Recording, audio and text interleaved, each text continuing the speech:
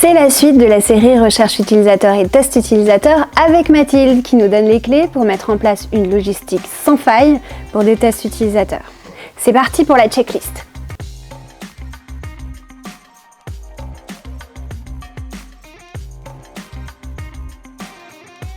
La première étape, c'est d'abord préparer votre recrutement.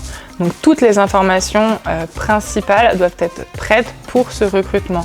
Quelle est la date de vos tests utilisateurs, le lieu de vos tests utilisateurs, le nombre de participants souhaités pour ces tests, mais pensez à prévoir des backups. On appelle les backups les personnes qui vont venir en remplacement si jamais le jour même, un de vos testeurs n'est pas disponible. Pensez aussi au montant des incentives prévus. Si vous avez recours à un panéliste, il va être très important de lui donner le plus d'informations possible sur vos cibles pour qu'il puisse être plus efficace dans son recrutement, mais aussi ça vous aidera pour la suite, pour l'analyse, à avoir plus de rigueur.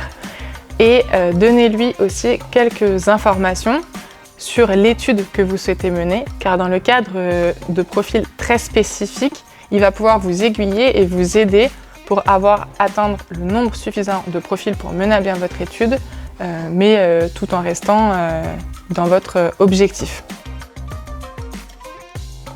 Une semaine avant vos tests, pensez à bien préparer votre matériel.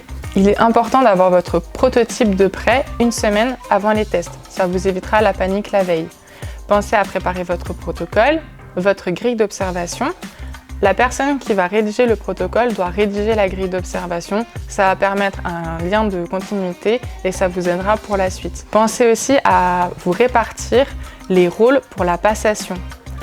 Petit tips, il est très important que vous gardiez le même modérateur sur la même cible. Imaginons que vous avez un test utilisateur de 10 personnes.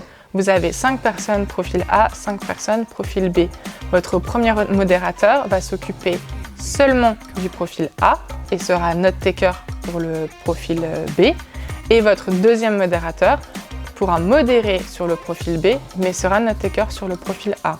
Cela va vous permettre de garantir une bonne animation sans les biais de subjectivité qui peuvent être amenés par les modérateurs pendant les tests.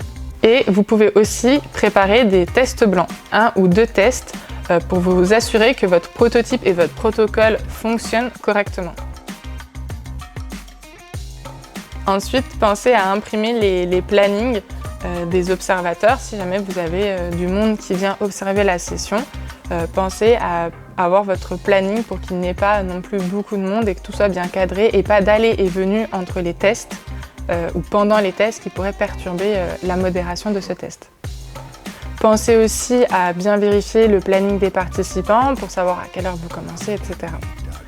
Et petite astuce, pour le lendemain, pour pouvoir apporter un petit peu plus de convivialité, la veille, pensez à aller acheter des petites madeleines, du café, des jus de fruits ou de l'eau. Ça vous permettra de créer un contact avec votre utilisateur le moment venu et de détendre l'atmosphère car les utilisateurs sont généralement un petit peu stressés lorsqu'ils viennent et ont souvent très peur que ce soit eux qui soient testés et non le prototype. La veille, c'est en fonction du lieu où vous allez être, pensez à préparer votre signalétique pour bien baliser tout le trajet de l'utilisateur. Et la veille, c'est très important et beaucoup plus juridique, mais pensez à bien imprimer les différents documents légaux dont vous allez avoir besoin. Donc les accords de confidentialité, le droit à l'image et les feuilles d'émargement. Dans le cadre où c'est vous qui rémunérez le participant, c'est bien d'avoir cette feuille d'émargement pour garantir que vous avez bien remis l'incentive à votre participant.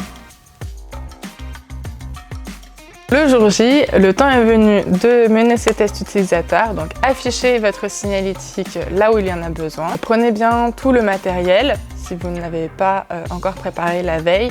Il va être très important qu'avant de commencer le premier test, tout soit installé pour que vous, en tant que modérateur, vous soyez le plus calme possible, le plus relaxé possible et qu'il n'y ait pas de possibilité qu'il y ait une interruption dans votre environnement pour vous perturber le test et potentiellement l'utilisateur et par conséquent créer un biais. Donc préparez bien vos feuilles, si vous voulez prendre des notes, les stylos, tous les documents légaux, bien les mettre à portée de main. Et puis préparer les collations et les boissons aussi proches de vous pour que vous n'ayez pas à perdre de temps à l'arrivée de l'utilisateur non plus. Ce n'est pas le but de perturber en amenant ce petit plus. Et enfin, dernier petit tips, si jamais vous avez des observateurs de l'autre côté, pensez à afficher un board pour qu'ils puissent noter lors des débriefs à chaud les premiers retours que vous allez pouvoir capter, collecter lors des sessions de test utilisateur. Voilà, vous aurez toutes les clés désormais pour bien organiser vos tests utilisateurs. Et en cas de doute, l'équipe IDEAN n'est pas très loin. Pensez à nous!